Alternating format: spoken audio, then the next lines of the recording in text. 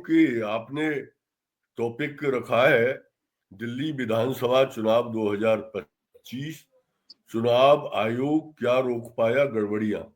इस टॉपिक से लगता है कि गड़बड़ियां मतदान होने तक ही होती है और उसके बाद नहीं होती, जो कि मैं मानता हूं कि मतगणना के अंतिम दौर तक गड़बड़ियां होती हैं। और गड़बड़ियां तो प्रारंभ से ही हो रही हैं। जब चुनाव की तिथियां घोषित की गई तो वो बहुत चालबाजी के साथ घोषित की गई। क्यों?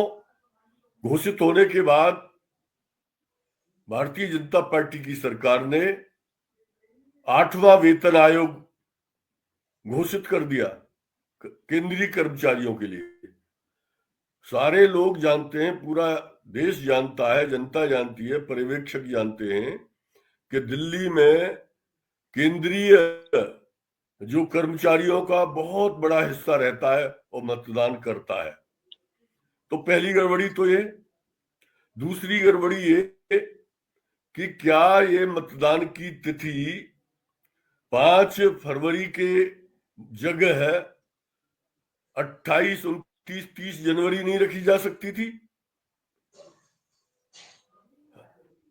क्यों कह रहा हूं मैं ये बात इसलिए कह रहा हूं कि बजट से पहले ये तिथि रखी जा सकती थी, लेकिन नहीं रखी गई। और बजट इस बार ऐसा लाया गया कि जिससे मध्य वर्ग देख करके गदगद है। उसे ये नहीं मालूम कि इनडायरेक्ट टैक्स भी है। एक हाथ से वो छूटे दिए हैं और दूसरे हाथ से उसे छीनने का भी काम कर रहे हैं। तो उन्होंने बजट को इस तरह लाया गया और बजट पर चर्चा में भारतीय जनता पार्टी के प्रतिनिधि, क्योंकि वो डायरेक्ट टेलीकास्ट होता है लोकसभा का और राज्यसभा का कार्यक्रम, तो इस तरह चर्चा कर रहे थे, बजट पर कर ही नहीं रहे थे। वो दिल्ली के चुनाव को ध्यान में रख करके संसद के दोनों सदनों में चर्चा कर रहे थे। फिर मैं जो प्रश्न कई सालों से बार बार लगातार उठा रहा हूं और जिन पर चुनाव आयोग को तो खैर ध्यान देना ही नहीं है, हमारी विपक्ष की पार्टियां भी ध्यान नहीं दे रही हैं। वो क्या? चुनाव प्रचार बंद होने के बाद मतदान वाले दिन मोदी जी कोई ऐसी इवेंट फिक्स करते हैं पहले से कि वो सवेरे ही से उस इवेंट को करें और पिट्ठू मीडिया पूरी तरह से उसे टीवी पर दिखाए। आज भी वो कुंभ में डुबकी लगा रहे थे, हालांकि हमने बड़ी मोटी नजर से देखा, तो अभी हमने देख लिया कि वाटर प्रूफ वो ट्रैक सूट पहने थे और जो डुबकी लगा रहे थे वो थोड़ी से ऊपर का जो खुला हिस्सा है वो गंगा में नहीं जा रहा था। ठीक ही किया, गंगा इतनी प्रदूषित है कि उसमें कोई समझदार आदमी डुबकी लगाएगा भी नहीं। और मोदी जी ने भी अपने शरीर की संपूर्ण सुरक्षा करते हुए वो पुण्य लूट लिया कुंभ का। अब पुण्य लूट गंगा मैया ने उसको मान्यता दी या नहीं दी ये तो अलग बात है, लेकिन उन्होंने डुबकी लगाई और गोदी मीडिया ने उसे लगातार अब तक 5 बजे 6 बजे तक प्रसारित किया। पिछले से पिछले लोकसभा चुनाव के आखिरी चरण के मतदान के दिन वो केदारनाथ गुफा में भी जाके बैठ गए थे तपस्या करने। सौ चूहे खा के बिल्ली हज को चली गई थी। तो कोई चुनाव देख लिए जिसमें उन्होंने कोई ऐसी न ऐसी इवेंट की हो। तो ये तो चुनाव शुरू से ही उन्होंने इस तरह से फिक्स किया कि वो हर चीज का लाभ इन चुनावों में उठा सके, और उन्होंने उठाया है। थोड़ी सी फिजा बदली बजट आने के बाद। आज भी लोग दिल्ली में ये चर्चा तो करते ही हैं कि मोदी जी आज संगम स्नान कर रहे हैं, ऐसा प्रधानमंत्री तो हुआ ही नहीं। हम नहीं रोक सकते सबकी जुबान को। दूसरे, दिल्ली पुलिस का उपयोग, चुनावी मशीनरी का उपयोग हर तरह से किया गया है, पूरी तरह से किया गया है। और आम आदमी पार्टी और कांग्रेस के भी लोगों को बूथ स्थल से किसी न किसी तरह से हरास करके खदेड़ा गया है, ये हुआ है। फिर भी मैं कहता हूं कि टक्कर बहुत कांटे की है। मैं यद्यपि स्पष्टतः भारतीय जनता पार्टी का मुखर विरोधी हूं, मैं और मेरी पार्टी, लेकिन अब चुनाव वोटों में भर चुका है, ईवीएम में भर चुके हैं मत। मैं कहना चाहूंगा कि टक्कर कांटे की है। अब जब टक्कर कांटे की है तो गड़बड़ियों की तो अभी तो गड़बड़ियों का अंत हो गया क्या? अभी तो इस समय 7 बजे जो प्रतिशत घोषित किया जाएगा मतदान का, 7 तारीख की रात को उसको बढ़ा के घोषित किया जाएगा। ये हर चुनाव में ये प्रैक्टिस जारी हो रही है। और अंत में मतगणना में गड़बड़ी होती है, ईवीएम में गड़बड़ी होती है वो अलग है, मतगणना में गड़बड़ी होती है। और अंत में अमित शाह जी का टेलीफोन उन अधिकारियों पर आता है जो मतगणना के इंचार्ज हैं, और जहां कम वोटों से हार जीत हो रही है वहां पासा पलट दिया जाता है। ये प्रैक्टिस मैं हर चुनाव में देख रहा हूं। तो भाई ये अभी तो 8 तारीख के पूरे मत गणना होने तक गड़बड़ियों का चांस है। भारतीय जनता पार्टी से जो कोई सदाचार की उम्मीद कर रहा हो, मैं समझता हूं उससे भोला आदमी कोई है ही नहीं। वो है ही बेईमान और झांसेबाज पार्टी है। उससे सदाचारता, शालीनता, शिष्टाचार, सदाचार की उम्मीद नहीं की जा सकती।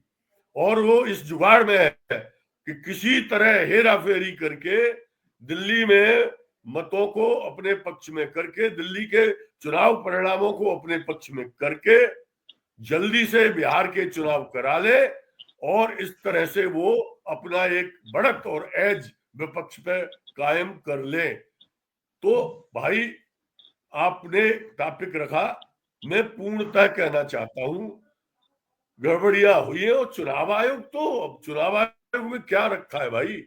चुनाव जी बाद 12 तारीख को वो रिटायर हो जाएंगे, और उसके लिए उनके लिए भी ऐसे ही कोई जगह मुकर्रर हो जाएगी जैसे सुप्रीम कोर्ट के 2 चीफ जस्टिस महोदयान के लिए मुकर्रर हो गई। और अब तो नया चुनाव आयोग जो नियुक्त किया जाना है उसमें विपक्ष की कोई सही नहीं। वो शासक पार्टी उसे जिसको चाहेगी उसको चुन लेगी, क्योंकि जो तीसरा पक्ष था सुप्रीम कोर्ट उसको हटा दिया। प्रधानमंत्री जी होंगे, प्रधानमंत्री जी का नॉमिनी होगा, और एक नेता प्रतिपक्ष होगा। तो 3 में 2 जब एक ही पक्ष के होंगे तो नया चुनाव आयुक्त भी जो बनेगा वो कैसे बनेगा आप जानते हैं। तो चंडीगढ़ नगर निगम के चुनाव से लेके लोकसभा चुनाव, जी इसके बाद विधानसभा चुनावों में उन्होंने गड़बड़ियां की है, और गड़बड़ियों के वो आदी हो गए। उनको भय है कि किसी तरह अगर निरपेक्ष मतदान हो गया, निरपेक्ष नतीजे आ गए, तो उनके पैर उखड़ते देर नहीं लगेगी, क्योंकि वो जनता उनसे नाराज हो चुकी है। धन्यवाद। जी जी, बहुत बहुत धन्यवाद। आपने गिरीश जी, आपने तो इसकी व्यापक समीक्षा की। हम चलते बात आ चुकी है, उसको रिपीट करने का मसला नहीं है। लेकिन मैं आज भोपाल में हूँ, भोपाल में विधानसभा में गया तो डॉक्टर्स को इलाज के लिए कुछ गया था, सर्दी खांसी जुकाम बुखार, और डॉक्टर्स के साथ बैठा था। तो सब लोग असेसमेंट एक दूसरे को बता रहे थे। मैंने बताया कि दिल्ली में आम आदमी पार्टी जीत रही है। तो डॉक्टर लोग एक साथ बोले, जब तक ईवीएम है तब तक अभी आप इतना कॉन्फिडेंट होके कह सकते हैं? अब मैं इतना, मुझे शर्मिंदगी भी हुई। वो लोग, वो डॉक्टर्स जो है उनका कोई पॉलिटिक्स से लेना देना नहीं है, लेकिन ईवीएम की मतलब विश्वसनीयता इतनी खत्म हो गई है, चुनाव आयोग की इतनी खत्म हो गई है कि मैं तो फिर उसके बाद में बैठा रहा, और वही जो मतलब वहां के 4 डॉक्टर है वही अपने भाषण जो है देते रहे चुनाव आयोग के ऊपर, ईवीएम के ऊपर, मैनिपुलेशन के ऊपर। ये स्थिति देश के अंदर बनी है। खैर, अभी आप जो देख रहे हैं, अभी ये है कि चुनाव के दौरान जो गड़बड़ियां हुई उसको लेकर तो सब बातें आई गई हैं सोशल मीडिया में।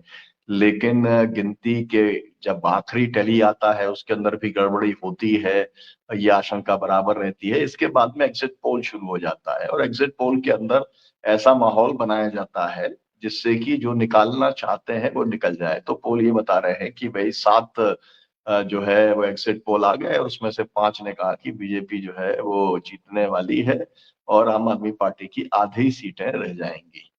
आप जो मतदान के लिए मतलब जो जाते हैं, काउंटिंग एजेंट्स जाते हैं, उनको आप पहले से इतना ज्यादा डिमोरलाइज कर लो कि वहां पर जो मैनिपुलेशन आप करना चाहते हो वो बहुत आसान आपको हो जाए, क्योंकि डिमोरलाइज टीम जो है वो तो एक एक इशू के ऊपर भी लड़ भी नहीं पाती है। खैर, ये उनकी तरफ से अपना, भारतीय जनता पार्टी की तरफ से अपना प्रयास है। लेकिन मुझे ऐसा लग रहा है कि जो हम लोगों ने आज चर्चा की है उसका मूल ये था कि ऑपोजिशन पार्टीज ने जिन गड़बड़ियों की आशंका व्यक्त की थी, क्या उन गड़बड़ियों को इलेक्शन कमीशन नहीं करेगा? लेकिन सभी का जवाब जो है वो एकदम स्पष्ट तौर पर है कि इलेक्शन कमीशन में सुधार की कोई गुंजाइश है ही नहीं। जितना करता था, जैसा करता था, वो सब कुछ वो करने ही वाला है और वो सब शिकायतें फिर से एक बार दर्ज हो जाएंगी। जैसे जब मैंने कार्यक्रम शुरू किया था तब कहा था कि बिहार, उत्तर प्रदेश आम चुनाव जो है, हरियाणा चुनाव, महाराष्ट्र चुनाव में दर्ज हुआ, तो हो सकता है एक बार फिर से दर्ज हो जाए। लेकिन आम आदमी पार्टी बहुत कॉन्फिडेंट अभी दिखलाई पड़ती है। मिल्कीपुर के अंदर भी जबरदस्त वहां पर मुकाबला हुआ है और जिस तरीके का आपने जो शो देखा, देखिए एक बड़ी बात है, यहाँ पे डॉक्टर गिरीश हैं, पहले बहुत जगहों पर बोलते रहे हैं आप कि भाई जिस दिन इलेक्शन होता है उस दिन जो है हमारा प्राइम मिनिस्टर जो है अपना ग्रैंड शो कहीं ना कहीं करता है, कुल मिला करके लोगों को डिवाइड करने का, लोगों को मोटिवेट करने का, लोगों को अपनी पार्टी को वोट देने के लिए परसुएड करते हैं। तो कम से कम ये काम तो आज नहीं करना था।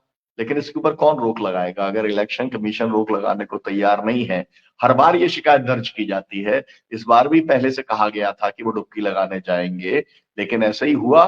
तो कुल मिलाकर के चुनाव आयोग जो है वो जनता के प्रेशर से इम्यून हो गया है और इसलिए हमारे जैसे लोग, जो जन आंदोलन के लोग हैं, वो बराबर एक ही बात कहते हैं कि पता नहीं क्यों अगर बिहार, उत्तर प्रदेश आम चुनाव, हरियाणा और महाराष्ट्र के चुनाव के बाद भी पॉलिटिकल पार्टीज अगर चुनाव आयोग का निश्चितकालीन घेराव करा करके और एक अविश्वास प्रस्ताव ला करके, इम्पीचमेंट की कार्रवाई करके अगर वो उसके लिए सड़क पर आने को तैयार नहीं है, तो मोदी जी जब तक चाहेंगे, अमित शाह जब तक चाहेंगे, और तब तक जो है मैनिपुलेशन इसी तरीके से जैसा होता है वैसे ही लगातार चलता रहेगा। लोकतंत्र की लड़ाई, लोकतंत्र को बचाने की लड़ाई सड़कों पर लड़नी पड़ेगी। पार्लियामेंट में भाषण होंगे, ट्वीट भी चलेंगे, बयान भी आएंगे, लेकिन फाइनल राउंड में सड़कों पर ही आना पड़ेगा। किसानों ने एक मॉडल दिया संयुक्त किसान मोर्चे में लड़ने का, उसी को पॉलिटिकल पार्टीज का जो है फॉलो कर लें, लेकिन वो उसको फॉलो करने को तैयार नहीं है। मैं तो अपने स्तर के ऊपर बहुत दिन रात यही बोलता हूँ और यही लीडर्स को परसुएड करने की कोशिश करता हूँ, लेकिन जैसे चुनाव आयोग के ऊपर हमारी बात का कोई असर नहीं होता, ऐसे ही पॉलिटिकल पार्टीज के लीडर्स के ऊपर, और बिल्कुल स्पेसिफिक कहना चाहता हूँ कि इंडिया गठबंधन के लीडर्स के ऊपर भी सड़क पर आकर के और आर पार की लड़ाई लड़ने का भी कोई उनके ऊपर असर दिखलाई पड़ता नहीं है। तो फाइनल राउंड में जनता जो है, उसी ने, आपको मालूम है, खदेड़ा था श्रीलंका में, उसी ने खदेड़ा बांग्लादेश में, उसी